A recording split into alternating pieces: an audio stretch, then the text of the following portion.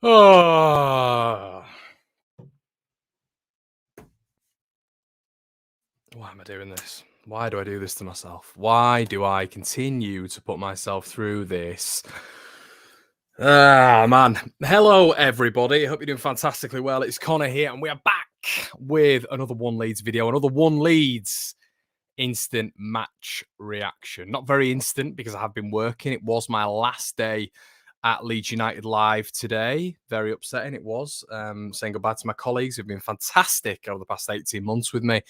But the venture's new tomorrow as I start on the dark side, the MEN. So, we've got a lot to discuss today, haven't we? Obviously, we're covering the game today for Leeds Live, and I was just in a fit of anger, despair, anguish for so long after the first sort of 20 minutes. I hope you're all doing really well. Evening, Connor. Hi, Lois. Hope you're all right, mate. Hello, Tom. Hello. Obi-Wan says, Connor, pack up and go home. You've had enough already. I have, mate. I have. Right. Okay, let's get into it, shall we? So I know there's about 200 of you in the building right now. If you wouldn't mind doing me a solid, hit the like. It's going to take a lot to get through this, but I have notes. All right, I've written things down, and I'm really happy I didn't have to do this. Instantaneously. I can't tell you the rage that was building in me towards the back end of that game, and I'm so happy that I've had a time to really just zen out a little bit and gather my thoughts, although I presume it's going to get a little bit heated in this when I'm explaining it and irking myself up again. But guys, as well, at 9 o'clock, we have the Patreon release of the Dominic Matteo podcast. I know there's a lot of you guys who have been asking. I've been putting snippets on the channel. Now, if you want to actually get the full podcast, it'll cost you just like £4.16 to join for the month. You don't have to join for a period of time, and then you can just watch the podcast. It's a really, really good one. Filmed quite a while ago, so there's a little bit of caveats. Bielsa was still in charge. Leeds were still in the position. I think we've just been drubbed by Spurs, but it's a good one. So hit the link in the description below. That's going to be released at 9 o'clock. Right. Okay. Lineup. Let's go there first. The lineup. Obviously, it's Liam Cooper wasn't there. It looked, as I was speaking to you guys, I thought it was going to be a 3-4-3 we'd start with. And then I saw the lineup, and then I saw Rafinha at right back. Right wing back it would have been, and I thought to myself, he can't have done that. It must be a 4-2-3-1. Obviously, Coops wasn't there. So I was a little bit like, that's a bit confusing because Cooper, we're getting the rhetoric from Marsh that Cooper was going to be available. He wasn't available. That was on Thursday? I mean, I was doing his press conference. He was saying that Cooper's going to be back. Wasn't back. I was a little bit confused with that. Not even in the squad, but he was there. He was there, which is once again very, very confusing. So yeah, we started up in a 4-2-3-1. Joffy starting, which I quite liked. Arsenal, on the contrary, they packed the midfield, which I thought was really interesting. Tomiyasu went to left back to sort of deal with the threat that is going to be Rafinha. Obviously Tomiyasu's doing very, very well for Arsenal, so I thought it was a bit of a smart move. Obviously Kieran Tierney wasn't available. And Arsenal packed the midfield. El Neni in the middle, Odegaard in the middle, and Xhaka in the middle as well. So that was to deal. That was Mikel Arteta being quite pragmatic. It was to deal with Leeds United playing in that central space and not playing out wide anymore, even though you sort of look at Rafinha and Harrison and think in a game like this, when you've got Cedric on the pitch, Leeds can maybe do something. And especially with Tommy Asio, as I've said, I know he's a good player, but he doesn't play left back. So you think that maybe Leeds could have a bit of joy out wide. Not the case. So I'm sat there and I'm thinking to myself, game plan. So I'm thinking to myself, I'm going through loads of things in my head last night. I'm thinking, look, we'll get there. I'm getting a little bit more encouraged. On the debrief, I said we're going to lose 3-0, but I'm getting a little bit more encouraged. I'm thinking to myself, you know what? It's game day. I'm getting a bit excited. Burnley have lost. I'm going absolutely nuts in York when Burnley have lost. I mean, this is what it's got to now. It's not even what happens on the pitch with Leeds anymore. I'm reacting to other clubs losing points and goals, etc. Goals and points. And I was thinking to myself, I was speaking to my dad this morning. I was saying, we keep it tight. You keep it compact. You keep it narrow, as Jesse's been talking about. And we keep them out. We keep them out. We frustrate them. I said it on a tweet this morning. No individual errors. No lack of focus. No lack of concentration. Somebody came back to me, which I thought was really interesting. Somebody came back to me and said, this is a top flight game. There's always going to be individual errors. Always going to be a lack of focus when it comes to certain elements of the game and concentration. And I agree with that. But not errors leading to goals, not errors which seem to hurt Leeds United consistently throughout this Premier League campaign. And this isn't just this year. Even last year, we would be punished consistently because we are the top level, I think, of European football here. I think it's the best league in the world. So you can't afford to make these individual errors. So that's what I said in a tweet this morning. I said, keep it tight. 65 minutes, Arsenal are going to start to panic. Spurs picked up a brilliant point yesterday against Liverpool, which I thought not only would it sort of spur Arsenal on, excuse the pun, but it would also make Arsenal a little bit nervy when it comes to sort of half-time, 0-0 potentially, 50 minutes. Who knows what can happen? Who knows what can happen at that stage? And that's me with my, honestly, guys, you know what I'm like. That is me with my positive hat draped over my face. It's pretty much over my shoulders. That's what I'm trying to do at this point. So I think, Burnley have done it. Burnley have gone to the Emirates when everything wasn't on the line. I believe it was January. Had shots on goal. I believe, I look back at it just before this video. I think they had 7 shots on goal, 3 on target. Arsenal, I think, had 9 shots. It was a very close game. Burnley played the way they did, and they got a point. Everton nullified Arsenal, and their intensity sort of scared them a little bit. At Goodison, 2-1 not long ago. And I'm thinking, look, if these teams in and around us can pick points up against Arsenal, I'm not having this garbage of, well, Arsenal are a top 4 club. Because, ladies and gentlemen, we haven't picked any points up against a top 4 club this season. So I'm thinking to myself, we've got 4 games left. We've got Arsenal and Chelsea coming up where Leeds are in desperate need of points. I'm going to look at Arsenal, and on the day, I'm going to think to myself, okay, well, why can't we do something there? Why can't we do something? I'd say our squad overall, or our starting 11 is maybe a little bit better than Burnley's. Maybe not better caliber-wise and personnel-wise, obviously, than Everton's, but definitely than Burnley. So why can't we do that then? We've got a clean sheet against Crystal Palace. We've got a clean sheet against Watford recently. I know Arsenal's a different task, but Selhurst Park on a Monday night's horrible. Arsenal themselves went there and lost 3-0. So a little bit of motivation there, potentially. So I'm thinking that's the game plan. And then the game starts, Leeds are sort of straight away. I'm thinking Arsenal are pressing a little bit. Leeds are knocking it around, and I'm thinking you play the percentages here. You knock the balls into the channels, you turn Arsenal around, and then we build up the pitch. We get in our zones, we move away from our goal. That central space which is always spoken about. We didn't do that. We're passing it around the back. We're passing it into midfield. Matty's click is going back straight away. You're getting Calvin Phillips go back straight away. And Melié's getting a lot of touches of the ball. The centre-backs are getting lots of touches of the ball. And I'm a little bit nervous at this point because Arsenal are pressing relatively high. And as I said, I want to be turning them around. I want to be turning them around and forcing them back, even if you're hitting it up to the corner. Because nobody cares about pretty football anymore, guys. There's no point. There's no point anymore.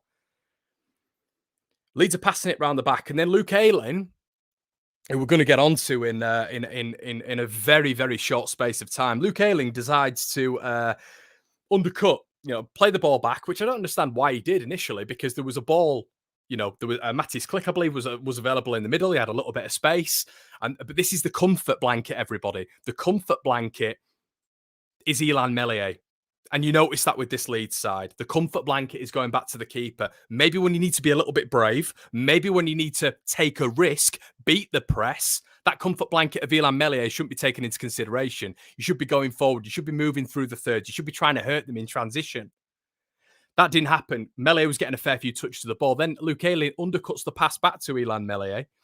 And for some unbeknown reason, with a very, very quick, as we all know, Eddie Nketiah streaming up the pitch. It's an undercut pass. It's a woeful pass. It's a championship pass. Make of that what you will.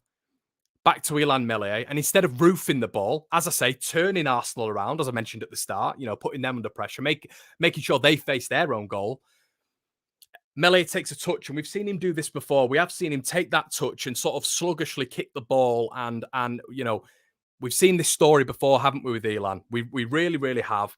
Underhits it. Well, I mean, we don't even know if he underhits it because we don't see the pass completion. If there was going to be a completion, Eddie closed him down 1-0. And you just sit there and you go, I turned to my brother and went, because you're almost expecting it.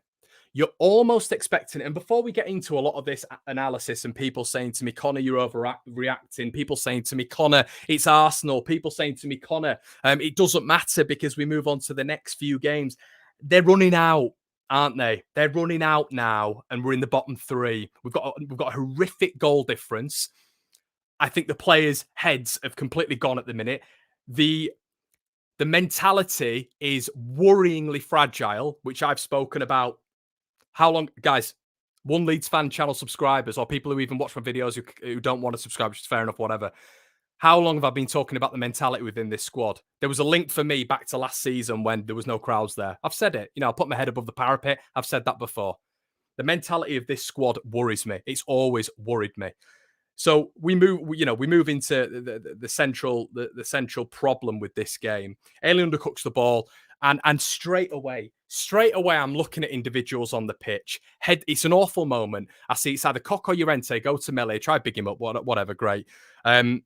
Meslier's head is down for 20 minutes. The camera keeps panning back to him. At that point, you're a cold, measured goalkeeper. You get it out your head. We see goalkeepers make mistakes continuously. We've seen Ilan make many of them. You get it out your head instantaneously. I feel like for about 20, 25 minutes, he had that in his head. And that is where an experienced goalkeeper comes in at halftime to talk him through it. But we don't have that because we didn't recruit an experienced goalkeeper like every other team in the Premier League has. We brought in a child in Christopher Claassen, who you can't blame for any of this.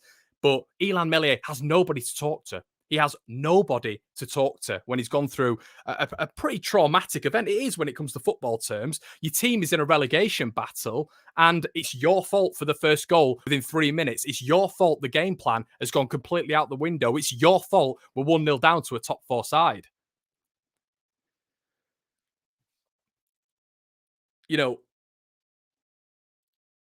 But then, you're still in the game. You've got 87 minutes to go.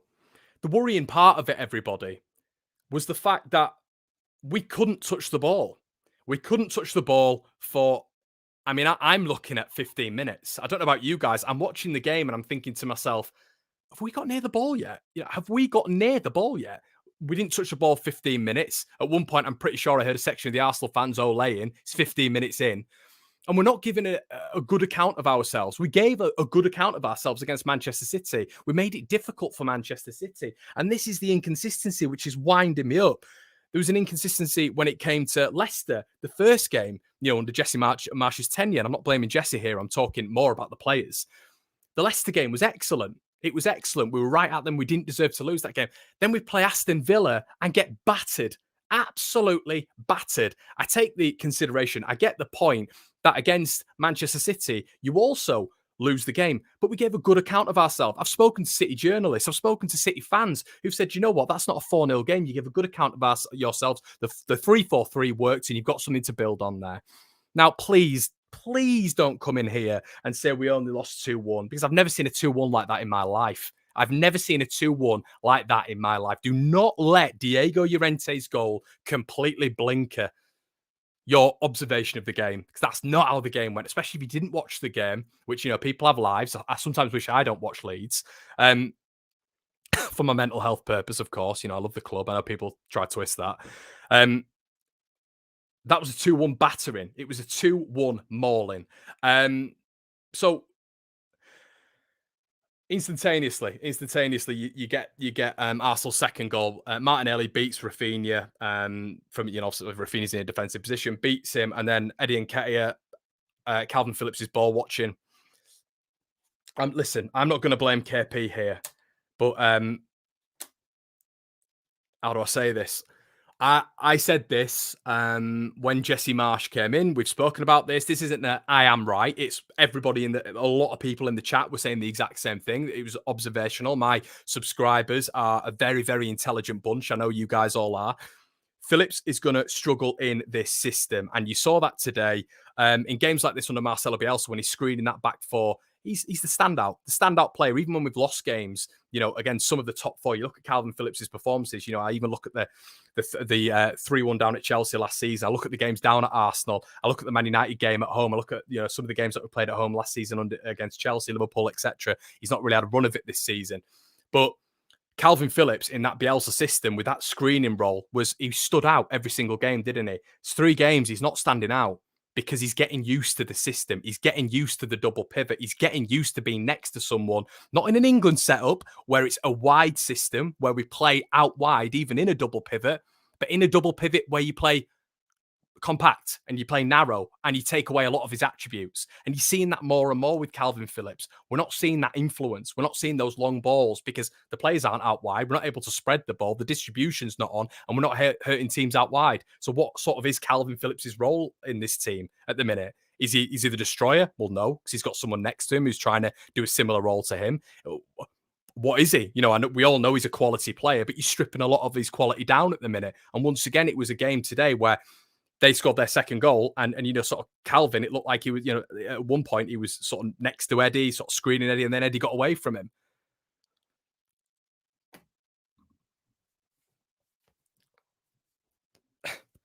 Izzy Phillips played a double pivot with Rice for England. Connor, Izzy, I understand that, but it's a completely different double pivot to what it is for England. It's completely different. We are a narrow, compact double pivot, and it's a 4-2-2-2 or a 4-2-3-1, which is like that. England play with width. We don't. It's completely different. Those England sort of comparisons, they don't stand up with Calvin because it's a different role. Look, and we're not saying Calvin's terrible. We're not saying it's going to be like that, but we're saying, in games like this where you would notice Calvin, all of a sudden it's sort of gone a little bit, hasn't it? And anyway, Nketiah sweeps it in 2-0, and we've gone to pot within 9 minutes. And I'm so frustrated with it all. I'm so frustrated at the fact that I actually G'd myself up into believing that we might actually have a defensive performance that I will turn around and say, look, it's against the top 4 side, but this isn't an incredible top 4 side. I'm sorry, Arsenal fans who are tuning in. They've lost 11 games this season. They've dropped points numerous times at home this season. What are we talking about here? Are we going away to Manchester City? Are we going away to Liverpool? No, we're not. We're going away to Arsenal. They're a good side, but it's not sort of a ridiculous thing to imagine Leeds going there and getting a point. It's really not.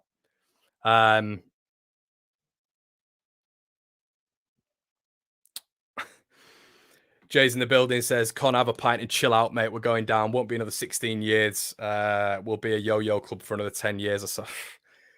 Tell you what, we'll get into that at the end, mate. We will. We'll get into that at the end. But this yo-yo club thing, I just don't see it. I think you need to have foundation in the Premier League. I think you need to have invested. I think you need to have had a minimum 3-year stint in the Premier League to really be sustainable as a yo-yo club. You can't go down like Leeds United are going to go down and unfortunately strip the entire squad. And we'll get onto that in a little bit. And we'll get along to my thoughts, because I'm not saying Leeds are done. My opinion is Leeds United are down. That's my personal opinion, but that doesn't mean that is the overriding point of view. That doesn't mean that's something that's going to happen. I've made many incorrect predictions this season, but from what I'm seeing at the minute, I'm not seeing enough. I'm sitting down yesterday and I'm watching Burnley versus Aston Villa. I'm seeing Aston Villa score 3 moments, but I'm seeing Burnley fight. I'm seeing Burnley still produce moments of quality, and I'm still seeing Burnley have shots on goal. I'm still seeing Burnley curate chance after chance, and unlucky in stages as well, and putting Villa on the back foot. I'm worried at the minute, everybody. I'm really, really worried. And then, let's get to the red card. Red card, man. Where do you start with this, man? Where do you start? On this day, I think it was this week. Leeds beat Arsenal 3-2 at Highbury. We stopped them from winning the title. They had Bergkamp, Henry, Gilberto Silva, Sylvain Wiltord, Robert Pires. Unbelievable football players. Leeds went down there with a little bit of a patched up squad, you could say, and won the game 3-2. And I was looking at that squad today, and I was looking at the leaders on the pitch. You know, we all talk about a leadership council at Ellen Road. Well, back in those days, I don't think O'Leary needed to have a leadership council. I think, you know, they just went on the pitch and they were proper leaders. So they just went on. They didn't need to be a council. They just went on the pitch and led by example. Now, when I say leader, I think of honour. I think of responsibility. I think of a manager on the field. That's what a leader is to me. This leadership council that we all had, Rodrigo, Forshaw, Dallas, Ayling, Cooper, it's been stripped apart. We don't have a leadership council on the pitch anymore. Bamford, if he's in there.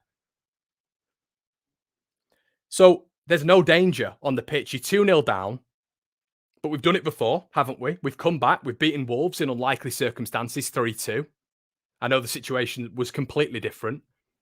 But you decide when the ball is in the corner, no danger whatsoever, no problem whatsoever. Martinelli is in a little bit of a problem there. You've got two Leeds players sort of closing him down. I think there was one in the periphery of the TV. You know, basically, Ayling and another was coming to close him down. So you decide, because you're frustrated, maybe because the Leeds fans are behind you and you think you're going to make a statement here with a big tackle, you decide to charge into him at 100 miles an hour with your feet up, stud showing, recklessly. And immediately, I see you go back and you're talking to their centre-back and saying, yeah, sorry. So you knew immediately. So you've had a complete head loss, which indicates a poor mentality to me, a weak mentality to me. And you have increased your team's chances of being relegated this season because now you are out for the rest of the season. You've just seen Stuart Dallas, who in my opinion should be Leeds United captain for what he's done for this club, the moments he's had with this club, the amount of games he's had for this club. You've seen him stretched off the weekend before. A captain on the pitch, a leader on the pitch. So you know your back is against the wall. You know, you have to be a leader. You've been given that armband that some of the greats have worn. You know, I even go back to that on this day. Robinson, Matteo, Radaby, Kelly, Eric Bakker, players on the pitch who are leaders. And you've got that armband on, that armband that you should wear with pride. And you've decided to steam into Martinelli at 100 miles an hour and increase your team's chances of relegation. Absolutely disgraceful. And turn around to me and say, you know, would you be happy with Luke Ayling never being in a Leeds shirt again? Don't care. Not interested. Not interested one iota at all. And that could be the last time you play in the Premier League, Luke Ayling. What you've done there.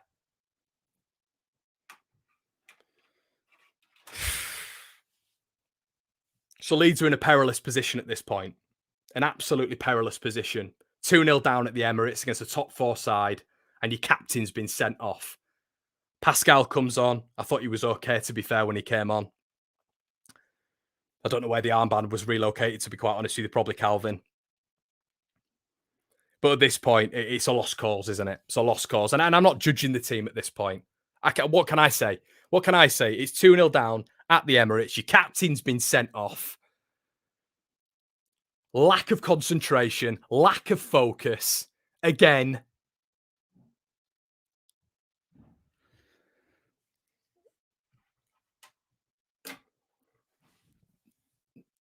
And you go in at half time. There's still problems on the pitch. Click, I thought, was having a poor game, to be quite honest with you. Melee looks shaky. And, you know, that's where I'm talking about an experienced guy. That's what I'm talking about. An experienced individual. I'm talking about an experienced head as a goalkeeper. Melee being able to go in there and someone to calm him down. I mentioned Alex McCarthy on here before.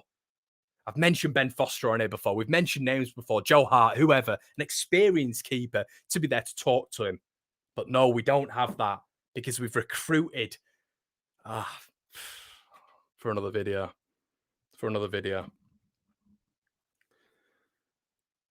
Let me get into your comments, everybody. Let me get into your comments. There's worse things happening in the world, Connor. Let's put things into perspective. Yeah, I know, but come on, man. It's a review. It's a review of the game, isn't it? I know there's atrocities going on in the world. This is just it's relative, isn't it, mate? Aileen Cooper, Dallas Firpo, they're all championship level. Should have been brought in players and given the League Cup games and bench warmers. Yeah, it's just you know it is it's the recruitment. The recruitment has just killed this club. And as I say, we're not down yet. We are not down yet.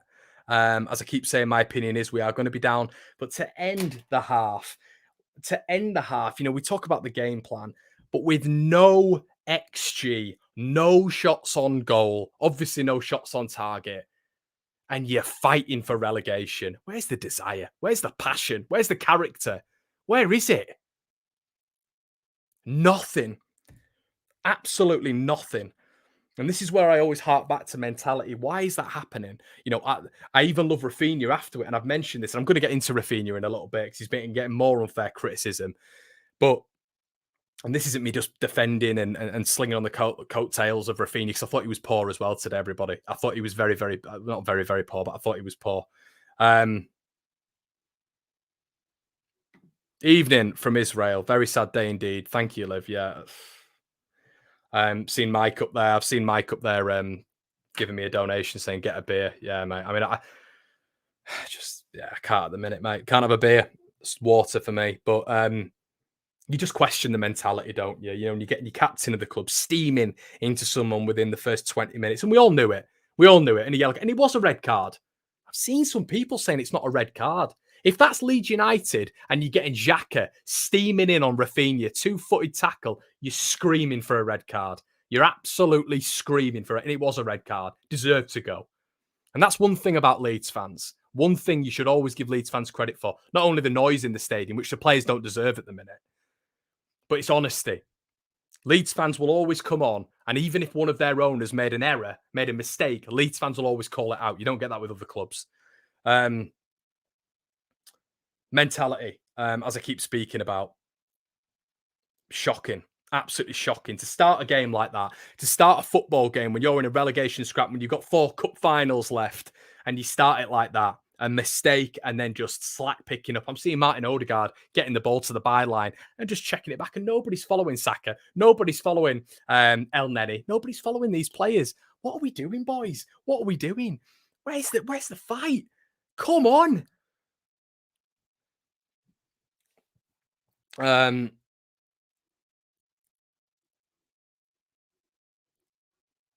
And you look, don't you, at just the general recruitment when we talk about the fullbacks and the fullbacks in this system. When you look at Junior Firpo, and you're looking at Luke Ayling and the fullbacks being so critical in the Premier League, absolutely critical in the Premier League to have good fullbacks. And that's where the club have just neglected it. Pure negligence. No fullbacks. No proper Premier League fullbacks, in my opinion. No central midfielders, no backup striker, man.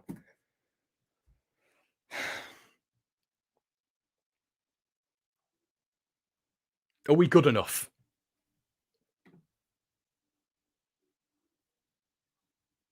I'll tell you what, KL's got it bang on. Poor Joffy. We're all sat there and we're turning around, aren't we? And we're thinking, this is great for Joffy. Your captain goes and does that, and then you get a young lad who's having to be brought off. What must he be thinking? What must he be thinking? I tell you, I'm sure they did, but I'm hoping Calvin Phillips, I'm hoping a few of those players on the pitch, Matthias Click, went in and had a little bit of a word with Luke Ayling. But 95 yellow cards for Leeds United now. A record broken. And I tell you what, some positives today, everybody. I thought Lewis Bate came on and was very, very good. Football brain, intelligent. Every pass seemed to be spot on. Sees the play, loved it.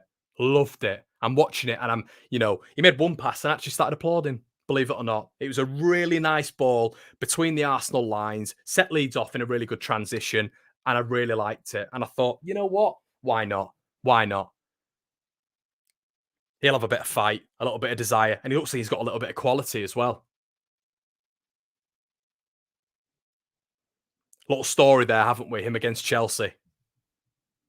Bate needs to start. Lewis Bate showed that he needs to start. And this is the thing, everybody.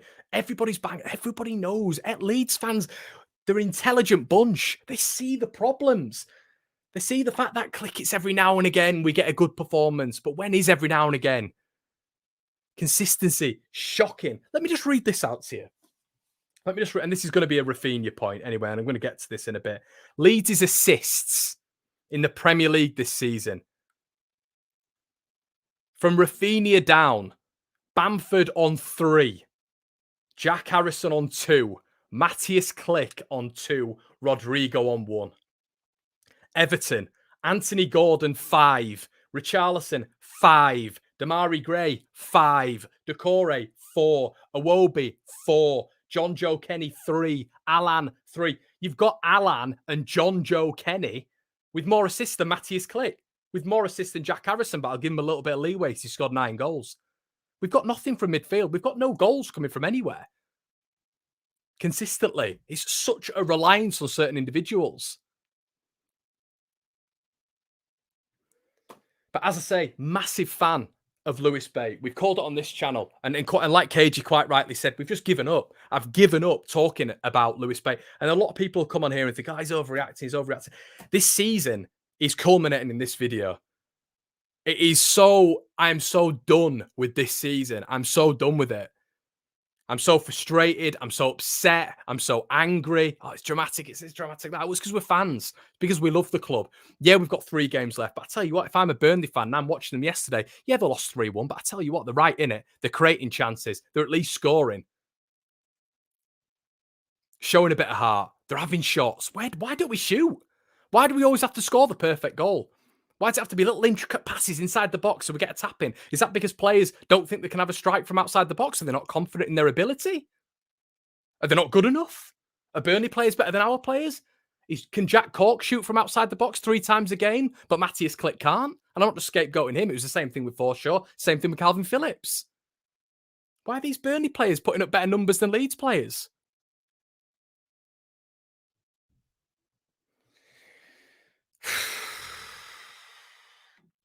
All teams need is 2 goals against us and it's game over. We can't score more than 1 goal at best a game. Matthew, and that's it, mate. It's a good point. It is a good point. I think it's so frustrating now because I just look at it and I think we go a goal down and the heads go. And it all boils back to mentality. The heads go. Oh, no. Oh, we're 1-0 down. Oh, no. Oh, no. Oh, God, what am I going to do? Oh, is anyone at half time giving a motivational speech apart from Jesse? James, fullback, I thought he was decent. A lot of people are talking about, potentially starting Jamie Shackleton there. I think it's the best James has played. Some of the best football we've seen James play as a fullback. I think his one-on-one defending's good anyway. I think he's got a decent press. He's got pace. Why are you putting Jamie Shackleton above Dan James there? With respect to Dan James, he's not doing much going forward. So if he can play it right back, I don't mind that. Listen, Luke Aylin's not done anything. Luke Ayling has not been consistent for 2 years. Luke Ayling was expert in the Championship. He was brilliant. But for 2 years in the Premier League, he's been very inconsistent, as of a lot of the players, because they're taking that next step up. It's the Premier League. Relentless, ruthless. A lot of great comments coming in. Joe Madigan, big fan of the channel and a Patreon member. As I say, guys, if you have just joined, Dominic Matteo podcast will be live at 9 o'clock on my Patreon account. If you want to check out in the link description below, I'm going to try and get some more players on, hopefully some in the pipeline. So check that out, link in the description below. The most frustrating thing is we as fans could see it happening in January, but the owner has gambled with the club. 100%. You bang on. You are bang on, Joe. And I always think, you're spot on with your opinions, mate. Vic Vinegar, Orta and Bielsa both identified and signed the players. Both have a lot to answer for. 100%. And that's a really good point, Vic. It's a really, really good point. We're in this position because we're in this position. Jesse Marsh, I'm not on here defending him. You guys know. I think I've actually come on here before and criticised him a lot, and you guys think I'm a Marsh hater. I'm not at all. I like Jesse Marsh. I'm actually one of them who sticks. I try to be objective with these sort of things. I'll stick up for him, but I'll also criticise him. I'm straight down the middle with Jesse Marsh. I tell you what didn't help is pre-match stuff. When we're talking about Europe and we're talking about having the best academy in the world, doesn't need to be said. Let's just stop it. Focus on the next 4 games. That's all we need to focus on. And then we can talk about Europe. We can talk about having the best academy in Europe. We can talk about our recruitment system if we stay in the Premier League. I don't want to talk about the recruitment system now. I really don't. And I think we all know why.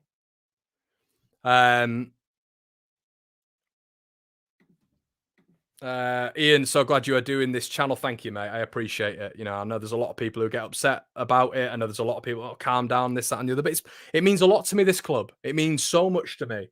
You know, when Leeds are in this position, it's not nice.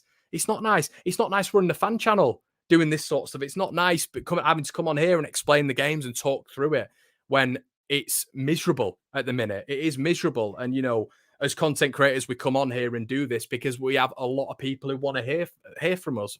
For me, anyway, for whatever you want to hear from me for whatever reason.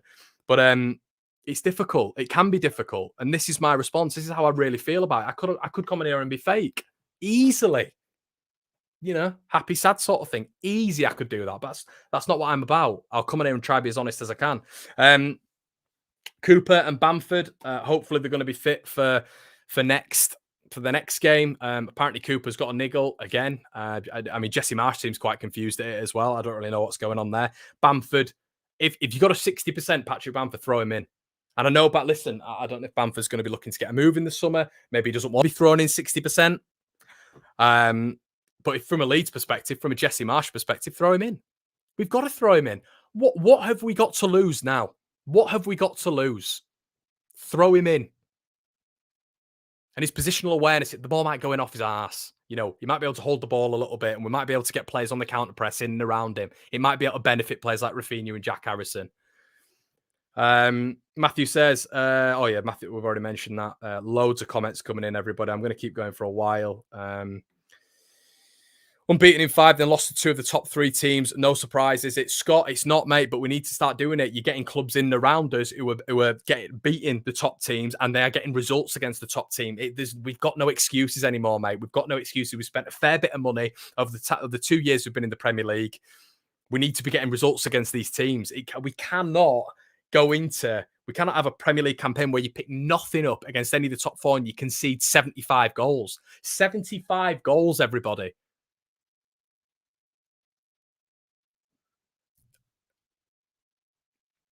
Hang on, Connor. Their heads came back in the second half. You're being harsh now, Connor. No, I'm not. Well, maybe I am, Pellegrino. Maybe I am being a bit harsh. They came back in the second half. I think we had 2 corners, Pellegrino. Had a shot on target. The first time we had a shot on target was the 65th minute. We hadn't had a shot for 65 minutes. Where are our standards? Where are our standards as a club?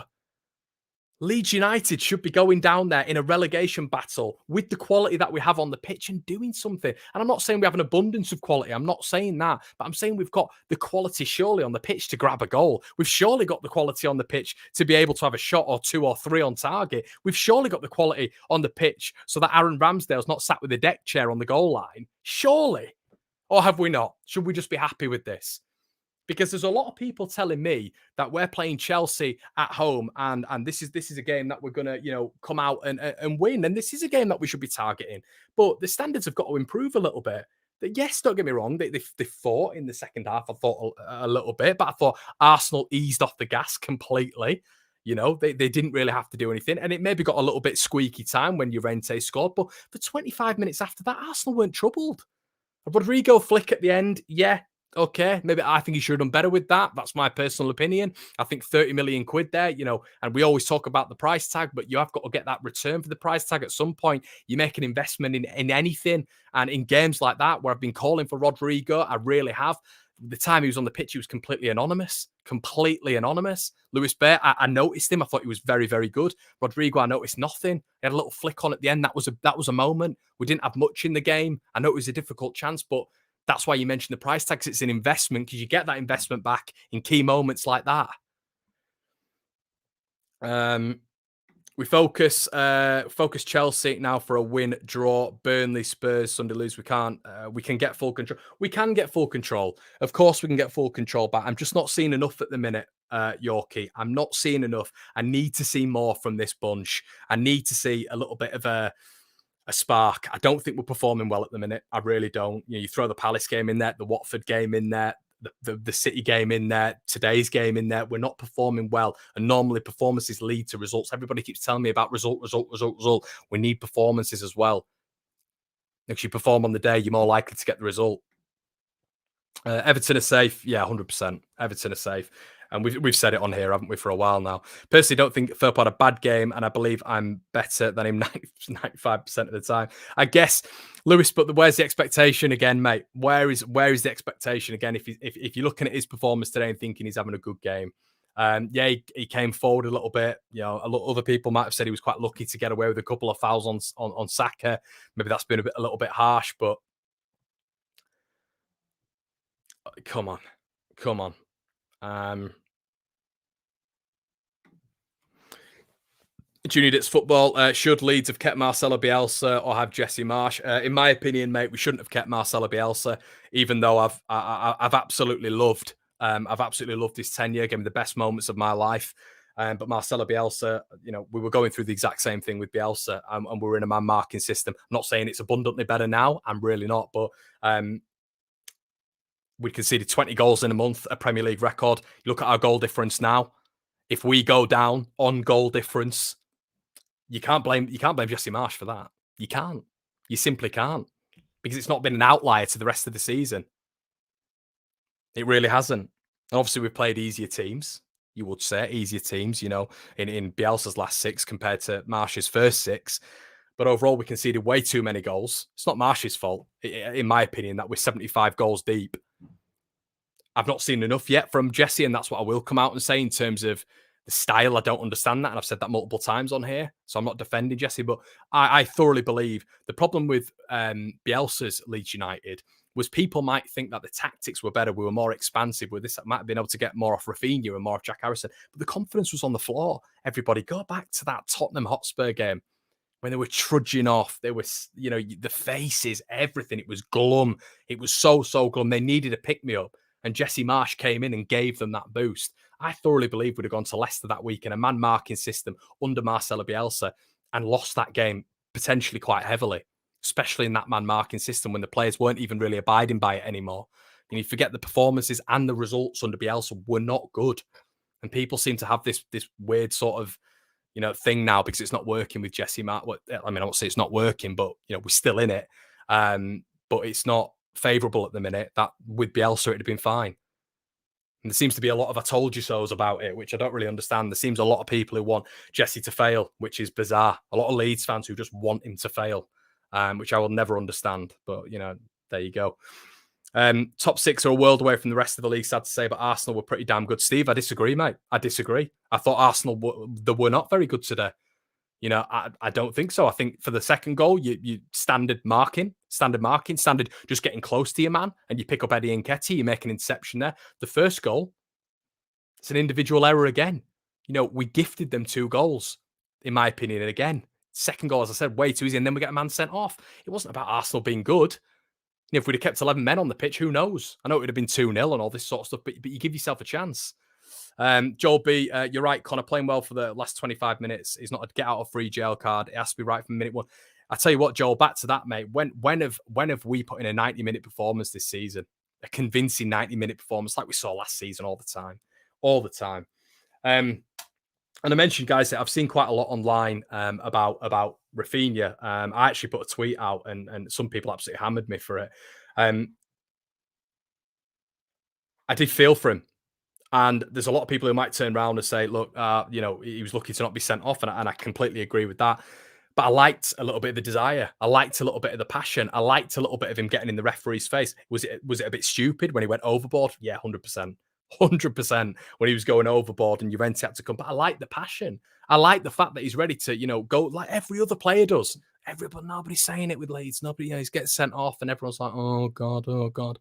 Even if you're giving the fans a little bit of hope on the Sky cameras or if you're in the stadium that, you know, we're not done yet. We're going to use this fire and go at Arsenal. And that's what Rafinha was doing, in my opinion. I thought, you know, his head had clearly gone at that point, but it shows that he's trying to, there's a lot of people who are questioning his want for Leeds, his desire for Leeds, you know, his pre-contractual agreement, apparently, according to some, with Barcelona. I just don't feel he'd be doing all this. He'd be showing all of this if that was the case. Now, there's a lot of people who are saying there's a downturn in performance from Rafinha.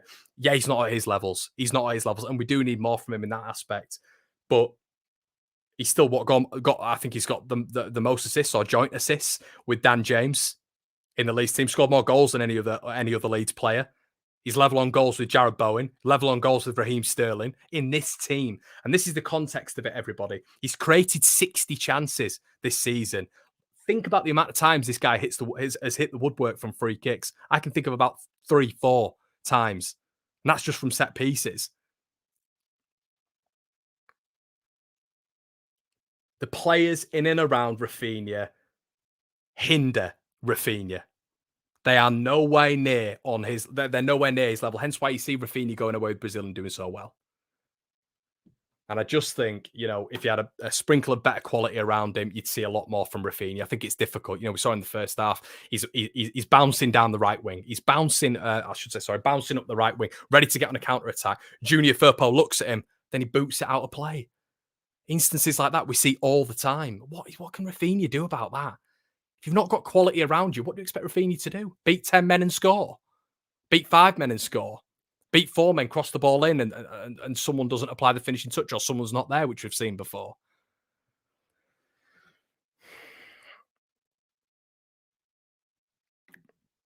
Chris says, why would a top player bother with Leeds? Rafinha is a long way our best player. Without him, we'd be relegated already. Yet he gets so much. That's it, Chris. I cannot understand. There's people literally, and it's football subjective, of course it is, but commenting back to me saying, you're joking, Rafinha's this, Rafinha's that. And I can't believe what I'm reading. I can't believe the guy, we would be relegated by Christmas. What goal output would we have? What chance, 60 chances created. So for me, he's doing quite a bit. He's still doing quite a bit. We've just got no finishing. We've got no finishing touch. We've got no products at the end of it. We've got no end product. But it is what it is, everybody. It is what it is. It's a tough one. It's a tough one to sell. It's a tough one to really try and get my head around. And I'm really, as I say, I woke up this morning and I had that, it was sunny day. I had a little bit of confidence and I thought to myself, what we did against Man City, 3-4-3, I liked it. We got ripped apart by better quality. And a lot of people will attribute this to this game, but we showed more in the City game, showed much more in that City game than this. And it's the inconsistency, it's the mentality, there's so much wrong with it. So much wrong with it. And as I say, I keep seeing it. The caliber of the squad isn't good enough.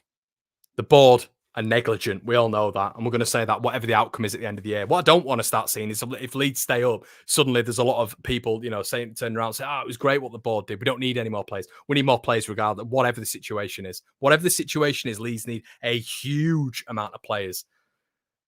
But yeah, Jesse Marsch has made a few problems, but I'm just seeing so many people wanting Marsch to fail and wanting to turn around about Bielsa and saying, I told you so. I did this. I told you so about Bielsa. We'd have gone down with Bielsa, 100%. 100%. In my personal opinion, 100%. Man marking wasn't working. The players weren't keeping up to it. The confidence was on the floor and we were leaking goals like there was no tomorrow. Yeah, we've hit that magic number with Jesse Marsch, but that was happening with Bielsa regardless, wasn't it? Because that man marking system was getting obliterated week in, week out. And, the confidence aspect in football is so massive, isn't it? And you're seeing that now. You're really, really seeing that now. But I don't think that's Jesse Marsch's fault. That's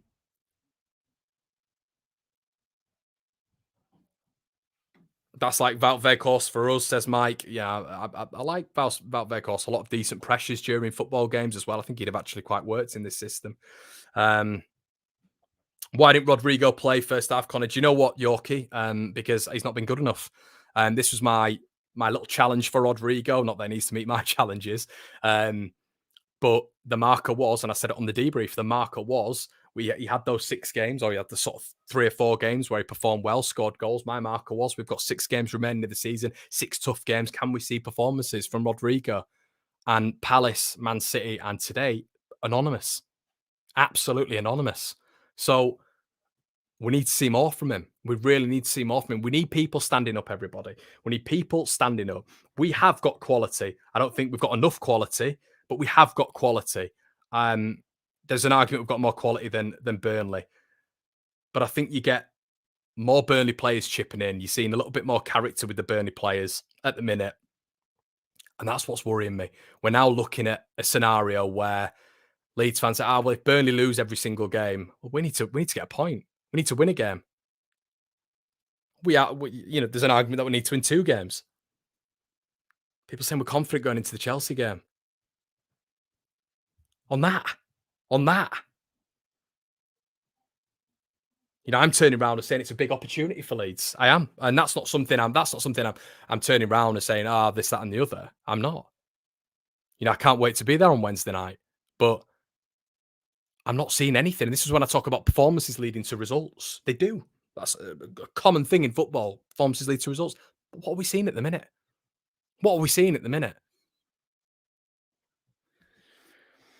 ST, no way would have gone down under Bielsa. Fair enough. That's your point. I understand that. I know there's going to be a lot of people in here who turn around and say that. I get that. It's a difficult one. Dan says there's some influencers I've stopped following due to their want for Jesse to fail. Yeah, I try to be objective. I genuinely try to be objective with it. As I say with you guys, why is he doing that Sky interview? Why is that being put out? Why is he doing the Talk Sport interview? Why is he starting certain personnel? Why is Joe Gelhardt not been starting? There's a lot of things. Why is Charlie Cresswell not starting? In my opinion, I don't understand that.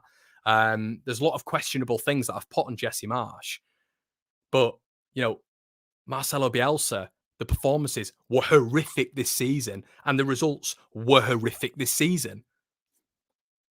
Let's not get away from that. There's a lot of people saying, if Bielsa had stayed, he'd have got the results Marsch got. Well, with the reverse ones, he pretty much got the same thing anyway. Then when the games got tough, and I love Marcelo Bielsa, the games got tough, obviously, we started getting pelters. We started getting battered, and there was no pragmatism. I actually like the fact that Jesse tries to change it. He tries to manipulate the formation, the system, the tactics for the opposition, which I think would work in the long term. I just don't think at the minute he's got the personnel. Who is to blame, Connor? God. Chris, the board. The board and Bielsa, in my opinion. Bielsa is gone, quite right. Move on, people. Jesse's picked up results and lost the teams we expected to. Why are we so hung up on Bielsa? We get it. He helped us. Now he's gone to talk about living in the past. Yeah, I mean, it's difficult, isn't it? It really is difficult because you almost have to compare. You naturally do because people come on and ask me questions about Bielsa. So every Leeds content creator knows we have to answer questions about Marcelo Bielsa. It's the luck of the draw when you're at content creators. People want you to talk about them. Looking at Burnley and Leeds, 4 points will be good enough to stay up. Richard, bang on. And I'm not saying Leeds. I keep saying this, mate. Leeds are not out of it. In my opinion, we are gone. That's what I think. I don't think we're gone. I should rephrase that. We're not gone right now, but I think it's going to become abundantly clear in the next week where our fortunes lie. I'm just not seeing enough. I am not seeing enough. I wanted to see something today. I really, really wanted to see something today, and I didn't again. A little bit of fight towards the end, but the quality.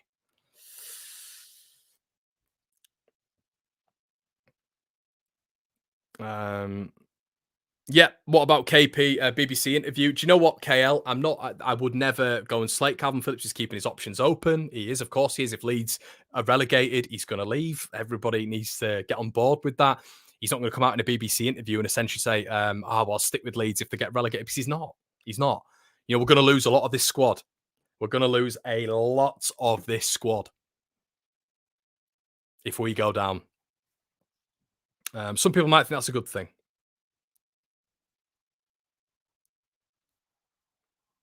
Steve Brand, be interested to see where all these players are. These players being slated to play in their football next season, including 2-star players. Makes you wonder, doesn't it? Yeah, I think there's going to be a big recycling job, mate. A big recycling. Anthony in the building. Hi, Anthony. Hope you're all right, mate. I get what you're saying about Bielsa, but this is his squad. His management is the only way through for this squad over the whole season. Despite its huge flaws, Marsch has been left with a shit show. Yeah, I can't disagree. And that's why everybody turns around, Anthony, and you'll normally get that. People will turn around and say, you can only properly judge Jesse Marsch after he's had a window. Of course you can. Maybe even 2 windows to get rid, to recycle, to regenerate, to rejuvenate what we have at the minute. And boy, God, what a rejuvenation it has. What a rejuvenation it needs, sorry. Flipping heck. The Championship is good if we win. The Premier is good if we win. People saying the Champion. Oh no! Come on, everybody, come on! It's the Championship is not better. The Championship is not better. Millwall away, every single team up in their game. I'm getting Hull City fans texting me. I'm getting Huddersfield fans texting me. I'm getting Forest fans texting me. Every team in the Championship. Similarly, when Villa go down. Similarly, when Newcastle go down. Similarly, when West Ham went down. You come up against Leeds United and it's your biggest game. Everybody hates Leeds. You come up against us, you raise your game by 5-10%. 100. It's the thing. It's the thing. We even saw it. We've even seen it in the Premier League. The Bielsa factor added to that because some people thought it was a fraud. So people, teams wanted to beat Leeds that extra, give the extra mile against Leeds United. 100%. If you get a Birmingham City coming up against Norwich City, and then you get a Birmingham City coming up against Leeds United in the Championship, who are they going to want to beat? The big day out in Leeds, Leeds fans giving it, us fans giving it, the players on the pitch being more up for it, going to, a bigger stadium, potentially Leeds having a better manager. I don't know. There are so many variables, but every team wants to beat Leeds. And when it gets to the Championship, there's a microscope on it. They love it. And it'll make it even worse, the fact that Leeds have come down. You've got to start remembering that. I don't know if half of our fans have only started coming on board when Bielsa's been part of it. The Championship is not a good league. It's not an easy league. And I don't know. This is my opinion. I think you need to, and I've said this before, you need to have had sort of successive stints in the Championship and then the Premier League, be a bit of a yo-yo club per se, to be able to get the real financial benefits from it, to be able to sustain your cohort of players, to have the money. You look at the Fulham squad. I've got it written it down here. The Fulham squad's worth 170 million. The Bournemouth squad is worth 140 million. Sheffield United squad. I got laughed on here. I got laughed out on my channel for turning around and saying the Sheffield United squad, if you take out Rafinha and Calvin Phillips, is better than ours. Look at the bench. Ollie Norwood, Jaden Bogle, Ollie McBurney, Ryan Brewster. The calibre and the quality of player is better than Leeds is. It's got Sander Berger in the Championship in midfield, for goodness sake. So teams down there, they've got good teams and they're bankrolled, or they've been bankrolled and they've gone down and been able to keep hold of the nucleus of the squad. Bournemouth have done it. Fulham have done it. Sheffield United have obviously done it. Are Leeds going to keep hold of the nucleus of that squad when they go down? No. So then you're looking at a regeneration process, as we keep saying on this channel. A regeneration process of 3, 4, 5 ins and outs is absolutely fine. It's not going to be that with Leeds, because what you've got to do is scrape the top off as well. Scrape the top layer off. You've got Calvin Phillips probably going, Rafinha probably going, Meslier probably going, Robin Koch, international footballer, will want to be playing in World Cups and European Championships going forward. Diego Llorente won't be sticking around. Rodrigo won't be sticking around. You look at these sort of players who are in and around our squad. Now, Junior Firpo won't be about. So then you scrape that top layer, and then you've got players below who've been at Leeds for a long, long time who are probably not going to get big transfer fees. You look at Luke Ayling, you look at Liam Cooper, you look at Stuart Dallas, players of that ilk, and then you turn around and you think, if we are to go down to the Championship, are these players now good enough to get us back up? Are they good enough to get us back up now? You're probably turning around and saying no. Or if they are, maybe these players can be squad players, which is what we need to do. That sentiment goes out the window. Leeds become ruthless. But it's going to be a whole series of change at Leeds United. That's what I can't understand. And listen, I could be wrong. But I cannot understand people saying if Leeds are to go down, we're going to come straight back up. I can't for the life of me. If I was a Burnley or a Norwich or Watford, I don't really know, because there is a little bit of them moving parts quite a bit. But Burnley will go down. They'll keep the cohort of the squad. You just know they will. Maybe barring Cornet and Nick Pope potentially. Norwich are going to keep the likes of Timu Pukki and the cohort of their squad. Grant Hanley, Kenny McLean, Tim Krul. They're going to stick about. Leeds is going to be ripped apart. I just can't get, And then obviously we talk about the young players. I know there'll be comments in the set. I've not checked yet, but there'll be loads of comments about the young players. Well, Man United are in hot pursuit of Charlie Cresswell. There's loads of Premier League clubs that have been looking at Joe Gelhardt. So that then becomes a process where Leeds are having to look at these players individually and convince them to stay. And you're also having to say to Joe Gelhardt, if you stick around, you're going to be starting in the Championship. You're going to have to turn around to Charlie Cresswell and say, you're starting in the Championship. Are Leeds going to do that? Is that going to be the way forward? So many considerations, everyone. So many considerations. But coming back up to the Premier League, and we all know this if you've been Leeds fans, because we've sat there in the abyss and watched teams coming up and coming down and going up and coming down and going up. And it's the same teams every single time. But the nucleus of their squad, when they go straight back up, it's the same. They've all played in the Premier League before. They never really have it ripped apart if you're a yo-yo club. Doesn't happen. But then you look at the other side of the coin and you'll see your QPRs and your Swanseas. It's just not an easy division. We all know that. We do. But listen, these are all eventualities. These are all eventualities that might not come to the fore. They might not come to the fore. I'm praying my club stays up. It's hurt so much. And I'm just hoping we're on level points with Burnley. But we've got to start showing more, everybody. We've got to start showing more.